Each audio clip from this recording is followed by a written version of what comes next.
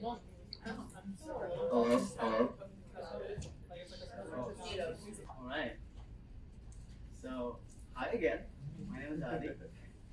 Glad you guys are well fed and happy.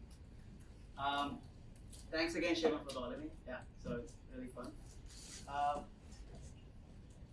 I'm going to tell you a little bit about me and what we're doing exactly in NLP. And then I'm really looking to get some feedback from you guys also. So, there's a chatbot involved. I don't know if you know anything about what I'm presenting about today, but I'm talking about something called Empathic chatbots, and I'm going to give you a live demo of it also. So we're going to go to NYU supercomputer, and we're going to play like one version that's supposedly not empathetic and one that is.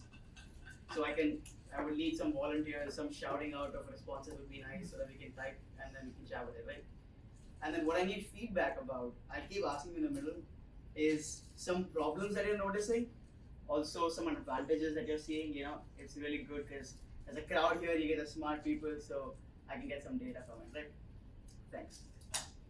Um, about me, my name is Alka Singhal. I am graduating this semester. Um, I studied psychology and data science in CAS, and I declared data science in my sophomore year, and I started doing machine learning work. I joined like 2 labs and doing my thesis in data science right now. This project is part of a longer project, and so I'm probably going to continue it after also. And it's a big team, includes University of Pennsylvania and some really, big players in NLP. What I think you guys saw in the email, based on what I saw, and the title of the event is, NLP researcher from Casisto, which is true. I recently stopped working at Casisto, which is a financial chatbot company, where they make chatbots for TD Bank, Standard Chartered Bank. TD was one of my biggest clients, and then I was helping make sure that the chatbots there are doing what they're supposed to, and also replying to the things that you're actually asking of them, right? It's called Empathic Conversations in the Wild. That's the name of our research. That's the name that's going to be on our papers also. Before I start, I'd love to hear a little bit about your experience with chatbots in the past. So anyone want to volunteer and tell me about one time that they remember talking with a chatbot? Yeah, come on, Shivam, thank you. Yeah. Like whenever I get something wrong in my grocery order and then I want to get a refund, so I go on the chatbot and I act like I'm mad and I'm like, yeah, like I need a refund immediately. Like I'm extremely upset that my order did not arrive properly, and then they like send over the refund, I guess. And so is the whole conversation start to finish with a chatbot? Yeah, whole It is, conversation. right? Chat to finish. Maybe you using words like mad and upset really helps you get that refund faster. Because I can see how some models will be trained to pick up on that kind of stuff. But very interesting. Has anyone chatted with their banks, like Erica from Bank of America? Or anyone use those? Not really. Yes. Once I just needed to know where to find my account number, so I asked Erica and she helped me out. But I found it. It's very good. And then some other annoying chatbots, I'm sure you guys know from, like, you just go to a random website and then immediately it pops up like, hey, how can I help you? And it's really not useful actually. If you talk to them, it's stereotypically a chatbot. It has no feelings, emotions. You can imagine it saying that in a robotic voice, no matter how much it says, hi, I'm Emma and I'm here to help you. You always hear it in a robotic voice, and I don't find that useful anyway. So we're gonna fix that. What we're gonna do is make sure that chatbots can have emotionally appropriate responses to things that you tell them, right? We're really moving away from having real human beings talking to customers, because it is extremely easy to get on those conversations. So people can start misusing it for no reason. And it's extremely expensive to get a human to come talk to you on those chats. Like, it costs companies a lot, right? We're entering an age where generation of language, natural language, is becoming easier and easier. So there's going to be chatbots everywhere. So you might as well make sure that they're, being able to perceive when you're mad, like when Shivam was mad, and then deal with that appropriately, as opposed to just like like some cookie cutter responses. Some research has shown that being perceived as more empathetic also helps outcomes. There's at this point there's a lot of other people working on this kind of stuff too. It's not under debate that this is a direction that we should be going into. And this is the biggest problem that I think my research is addressing right now. What you could do is just get all the people in this room and also like 100 more people from Mechanical Turk and annotate every single utterance in a conversation as either empathetic or not empathetic on some level and do supervised learning on it. But again, when it comes to human beings, they're very expensive.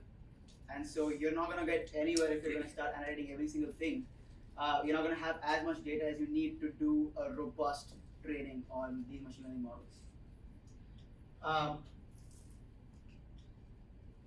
So Rushkin et al. 2019 actually is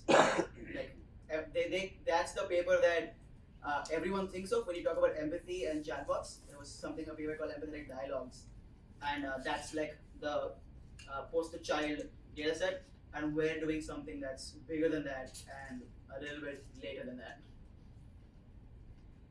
Alright, here's the difference. The reason my research here is called Empathic Conversations in the Wild is because there's a non-wild version. So I'm going to call that from now on in this presentation an EC original, which is Empathic Conversations, the original project, and then this is the wild project. The difference is that original, like I said before, was human annotated, so really, really good data, and I'll tell you exactly what kind of data we got from those guys. It's us only, so it's not those guys, it's us guys, but like my mentor, Xiao Sadok, who teaches in the, I think, IR department at Stern, was the one who authored this paper. But that data set only has 500 conversations. And they have a lot of data, like it's extremely rich, all sorts of annotations. The wild one is automatically annotated, so no humans involved, technically except me, maybe. And has 10,000 to 50,000 conversations. Those numbers can vary for a reason, and I'll tell you why. Alright. So the original EC paper, if you look at this, had a bunch of data that they collected. So let me just tell you what they did. They had, first of all, for everyone participating, demographic data, personality data. Then they all read news articles. They wrote essays about those news articles. Then they took a survey called the Batson survey, which is a little bit old, but it sort of tells you whether someone is more prone to sort of empathic concern versus personal distress. All you need to know for now is that personal distress is like a bad kind of empathy, and empathic concern is a good kind of empathy that's more helpful, because you don't want to like get distressed yourself and then be like in a bad mood with the person that you're trying to talk to. So that's the difference. They took that survey, then they spoke to each other, had a conversation with a minimum level of turns, then they rated every single utterance by the other person on how empathetic they thought that utterance was. And then they also did a tone level annotation on empathy, self-disclosure, which I don't think I need to explain, like how much are you talking about yourself in those utterances, emotion and emotional polarity, which means which direction is your emotion and how much is it in that direction, and then dialogue acts, which I don't want to get into right now. So they collected all that data, right? But this is only for 500 conversations. What we did is we trained a Roberta. Has anyone heard of Roberta? I want to see what, like, never heard of, you heard of Roberta. Anyone else actually? I mean, yeah, thanks guys. Alright, so, alright, Roberta does not matter, forget it. You know what, I'm not going to get into it, but it's a really good language model, state of the art. So we took that and we fine-tuned it on all of this data that I just showed you. Like from those 500 conversations, we made sure that it can now predict for utterances that it has not seen before, all the things that was mentioned in the last one. And what I'm showing you here is how good it is, and all you need to understand, I think you guys know how to read graphs, it's just pretty good. It's pretty much a one-to-one correlation, you're not seeing any dots anywhere around.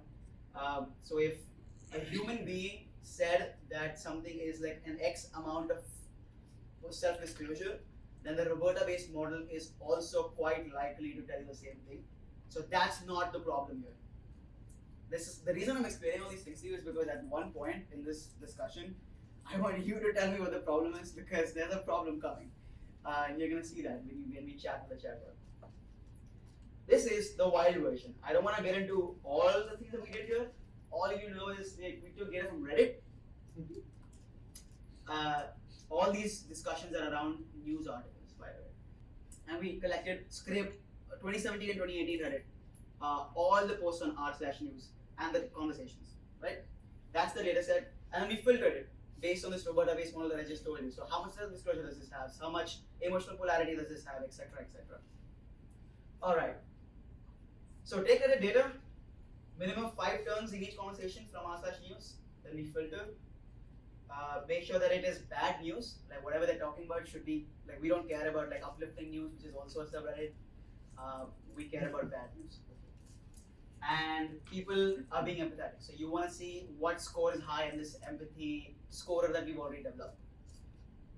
Now, we create a chatbot. Alright, now something I need to do quickly here is start green so that we can chat with it and request resources, which is going to take a second. So we train the chatbot, and there is a very famous, extremely good dialogue agent called Blenderbot that was made by Facebook. There's Blenderbot 1 and Blenderbot 2. Blenderbot 2 is maybe last year, so it's very cutting edge.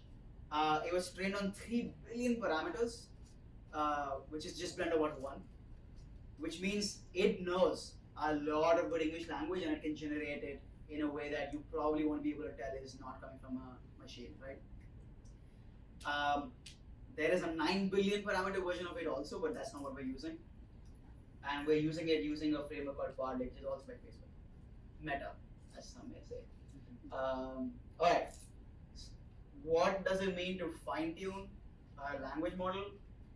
So we have dialogues where we look from Reddit and someone says something, it's a sentence. Someone else says something, that's a response. Our Blenderbot model is going to predict what that response to that sentence is going to be. And we're going to calculate a distance between the prediction and the actual response in 1,000 ways that you can do it. We did it in one specific way that we don't need to get into right now. But you try to make the chatbot, the model train such that the distance keeps getting lesser and lesser and lesser and lesser, right? That's what fine tuning means. All right, let me evaluate it. Now we're going to chat with it. Let's go. I'm hoping that says it has assigned me resources very quickly. While it does that, are there any questions? Yes. Were you the one who decided the Reddit post which one is and is not empathetic? So I can't do that because it's tricky territory. The moment I start giving opinions on what is and not empathetic, it becomes manually annotated, and the whole point is to artificially annotate it. So I did it in the sense that I took a Roberta-based model and I ran all the conversations through it, predicted the empathy, and then filtered based on some threshold. So you would assume that those conversations are empathetic, but no human has verified. It's just based on the model. Just based on the model. Yes. Any other questions? This usually doesn't take that long, so it should be here. Yes. What led you to choose Reddit? It's just so much data there, but you're asking a good question because when I actually chat with the chatbot, you're gonna see what happens. And then I would love to. What do you say? I was like, is it gonna be like racist or something? You're onto something. I know, there was like a Twitter chatbot thing, right? Where it took language from the internet and then it just quickly became like a Nazi. Alright, so this is a side. I don't want to bias you guys. I'm not saying that it's gonna be racist, right? So listen. Actually, because I do want feedback from you about which one you thought was more empathetic. Be honest, and then also things like that would be very useful to talk about when we're talking about the limitations of this research and what else we can do to make this better, right? So we're going to. I hope I can go to this. Oh my. Alright. Alright. Okay. It's gonna take just a second to load all 3 billion parameters. And then this is what we're gonna be talking to. There it is, it's working. Can you guys read what's on the screen? It is, right? Is it okay? Yeah. Can I make it bigger? Tell me when you can see it. Yeah, that's good. Good. Maybe like increasing contrast. Oh, okay. There we go. Nice, thank you. As soon as that says ready to chat and it says something blank, we can start chatting right now. So I would love for you guys to shout out responses, to try to mess with the model. Apart from having fun, also try to ask for things that when you send that to a human being, you would want an empathetic response in return, right? So yeah, we can mess around with it a little bit, but also at some point we should try to run sentences like, hey, like my grandma's not feeling well. And then you want to see what the chatbot says, how does it deal with it, right? Make sense? Alright, so who wants to give me our first message? Are the messages as form as questions or just? No, whatever. Like you're talking to a person. VAC is the best club. BSC is the best club? It's Oh. no, it doesn't have to be Oh, it emotions, doesn't. but it's still like What? elicit an emotional response. I don't know what these is. Oh yeah, that's So that error is gonna come only once after this is installed. Yes, it is. I have been a member for a few years now. It is a great place. Wow. Alright, responses. Let's go. Uh, Let's try to keep this conversation going a little bit. Yeah. They give us great tacos. They give us great tacos. Oh yeah. And hot sauce. Yes, they do, and they have a great selection of beers. What else? Oh, it's a big club, like as in club maybe. What did you say? Like club as in like. oh, they might think it's a club. Yeah. Oh, I see. Yeah. Ooh, that's smart. Yeah, I think that's what's happening because we said club. I think it's like a bar. What else? I love learning there. Like, what if you're I love learning there. What's Yeah. that?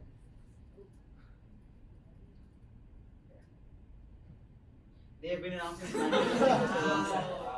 Alright. So we get what this is capable of on some level. Now tell me something that should induce empathy. And we're gonna use that exact same thing when we chat with the other trained bot, right?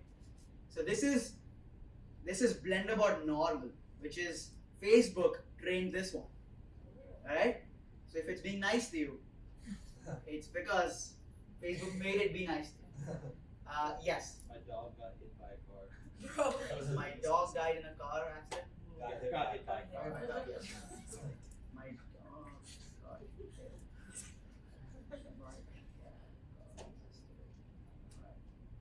Oh no, I'm sorry to hear that. What kind of dog is it? It died. How old? It died. It was a baby. It was. It was a Aw. That's Oh, you see, it's saying, do you have any hobbies to take your mind off things? I like to read. What are some of your favorite authors? What? See, okay. Does anyone think that's a problem? No. Is it okay to talk about your favorite genres 1 second after you've spoken about someone's dead dog? Alright, so okay, we're getting the idea, right? Wait, what if you ask people like, can I have a hug? Because they can't actually give you a hug.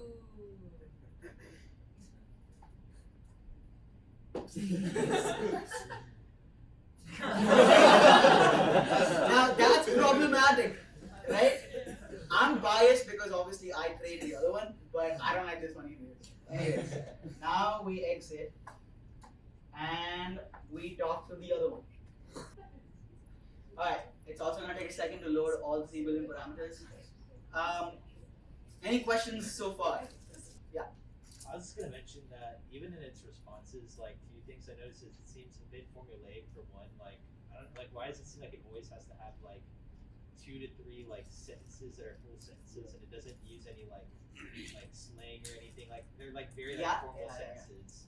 So yeah, good observation. it does feel a little formulaic. It tries to say 2 to 3 full sentences. It doesn't use like normal conversational English. Like it doesn't, say I'm gonna go. Like it doesn't do that. I mean, sometimes it does if you force it to. Like you have to really lead it into that territory.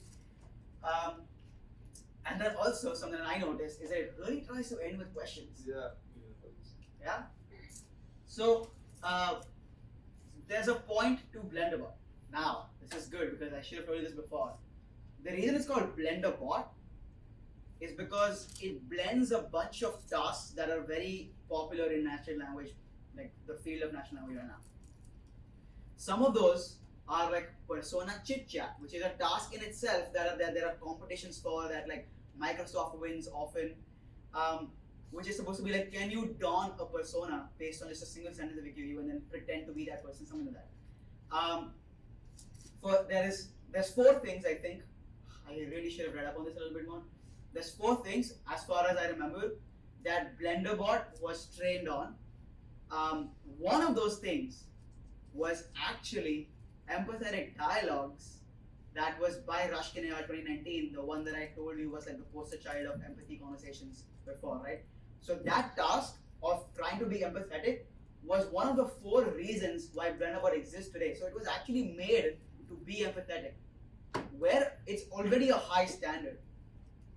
And we're trying to take Reddit data that we think is empathetic and then train it on that and see if it gets better, which is this one. Now, observations, keep your eyes open. I think what you complained about before is not going to happen anymore. Let's see. What should we say? My dog died. You want to start off with that? Well, I said oh no, it's pretty easy input, I think. 4 play probably. Yeah. Yeah. Asking like, how's your life going? How's your life going or wife going? Your life. How's your life going? See this? Oh, my bad.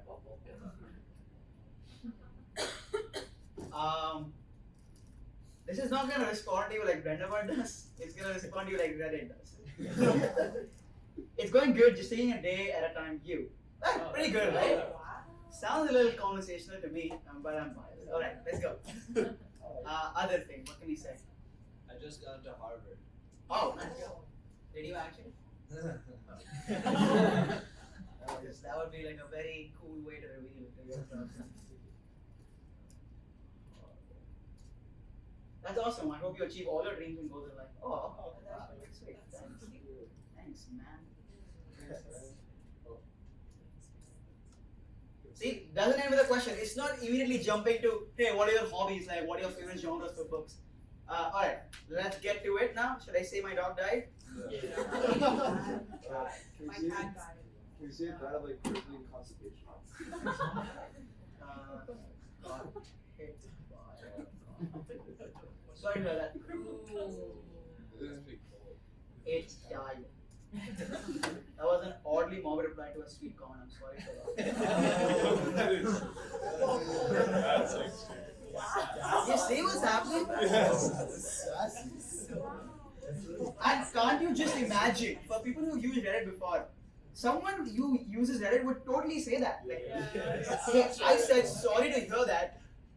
Can you just acknowledge that I said something sweet before you go on about your dead dog? Yeah. What if we like me? What if we say something like, I don't like you? Or, I don't like you? You're dumb or something. Yeah. Oh, what if it says that, or should I say that? You have to You say say that. that. Alright, I think you're being mean.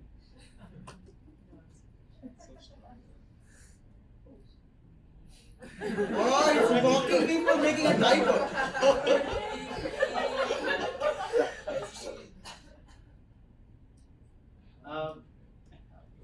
Red.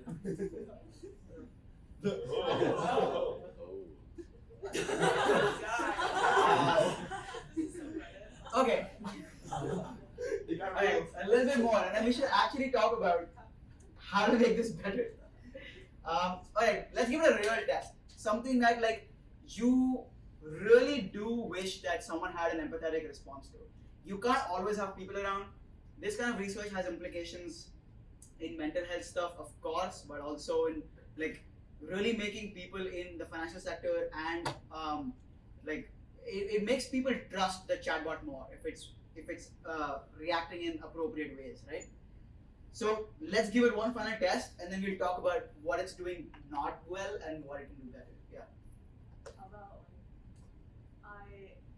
I woke up and feel no motivation or happiness. Whoa. That's universal. Yeah.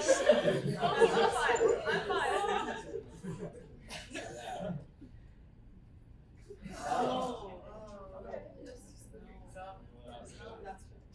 Okay. That's wrong. That's like a text conversation.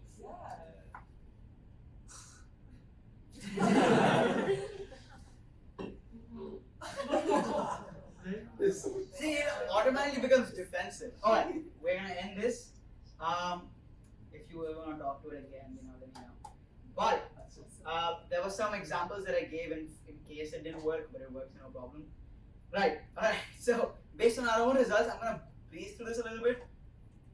When we did actual manual annotations of this bot versus vanilla Blenderbot, and when I say we did manual evaluations, I actually just mean like my partner and I did it like 50 conversations each, so really not that much. But based on that data, and I was completely double blind, like we didn't know which was coming from where, right? So like it was scientifically sound. While it actually does work significantly. So normal vanilla Blenderbot, which is what Facebook made, gets rated high in automatic evaluations and manual evaluations, and the one trained on Reddit does not.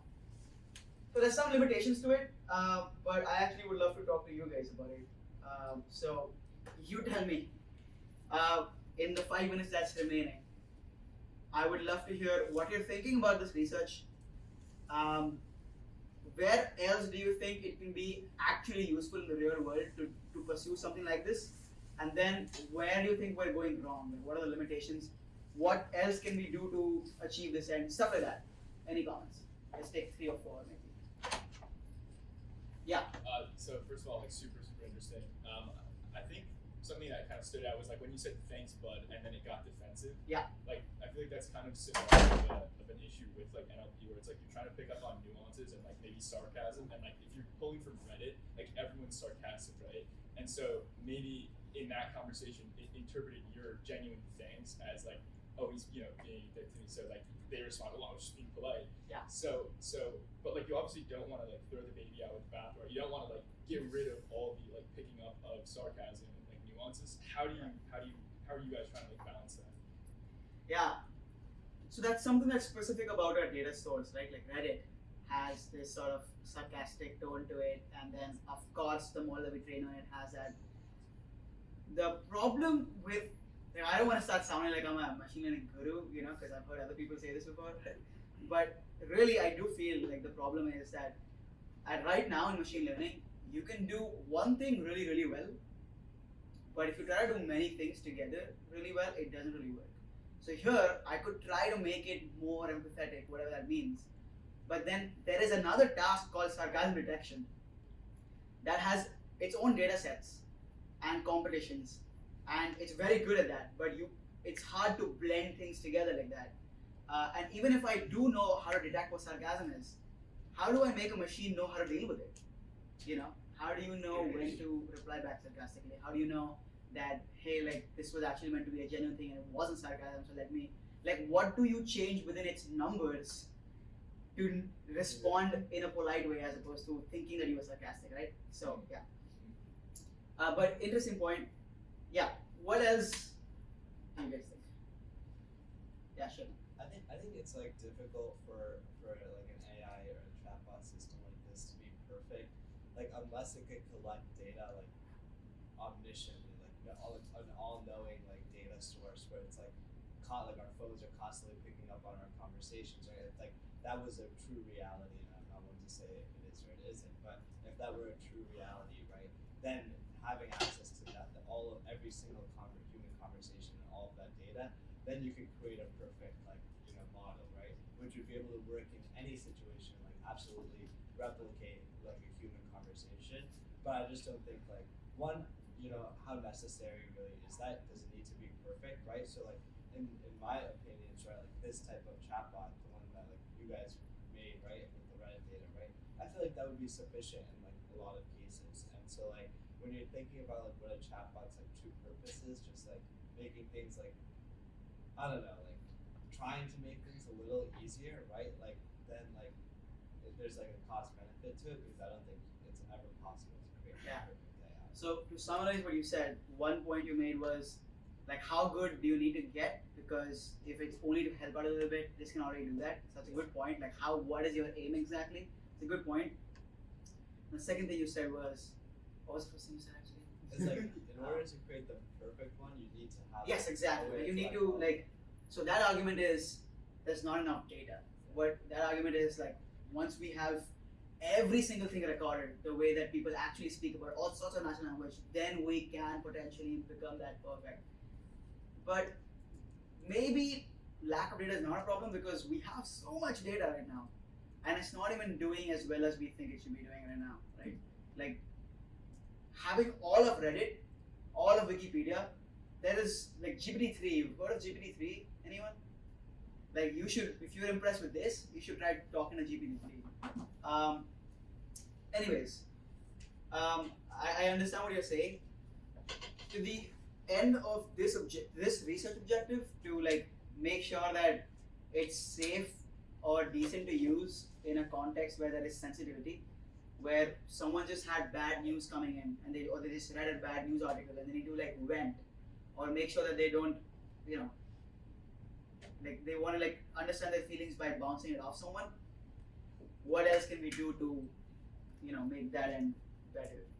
Any other suggestions? Anything that you're seeing is drastically wrong in what we're doing? Not drastically, even slightly wrong.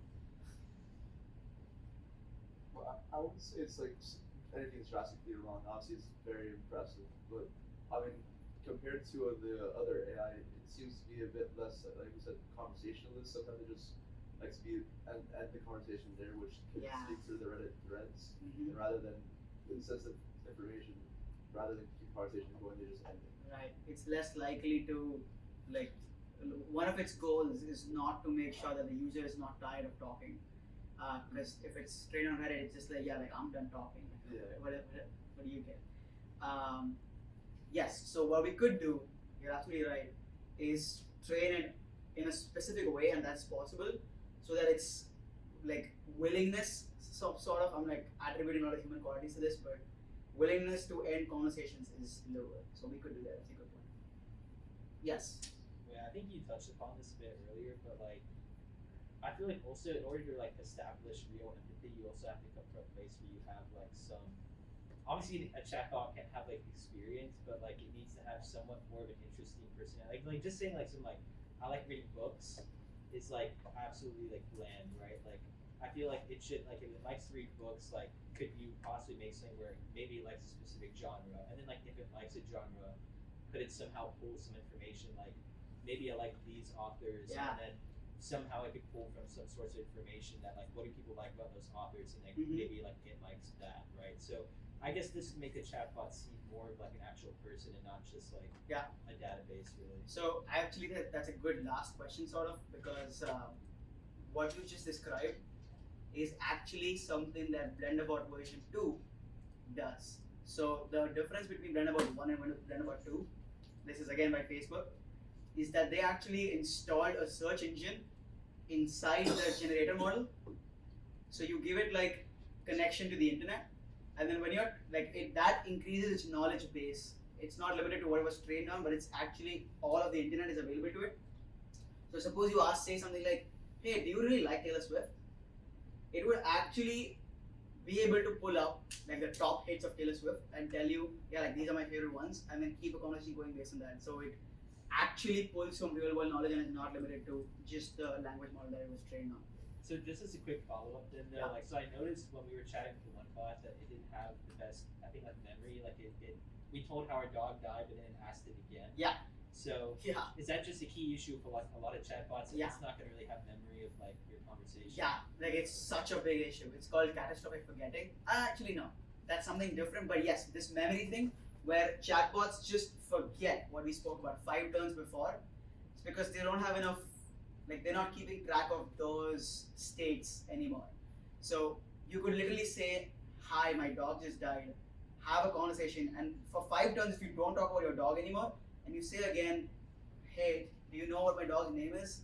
It will be like, "Yeah, like please tell me, like how many dogs do you have?" Something like that. You know, it totally forgets. That's a big problem, and there's a lot of papers trying to work on that. Yeah, and we don't really, there's no answer. We don't really know how to do it, but people are getting better and better. Like there's really some smart people out there who trade on lots of data. Anyway, so it's 1:34. I don't know. You guys probably have to end now, right? Alright, cool. That's good. If you have any other, sorry, I'm gonna quickly. If you want to reach out to me, find me on Instagram because I'm graduating soon. So it's that Ramibas guy. I'm gonna write it down here. What are they gonna respond to that?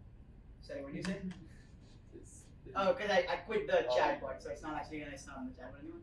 But that's the Instagram handle. So if you wanna like DM me, I can answer any more questions or if you wanna play around with the chatbot.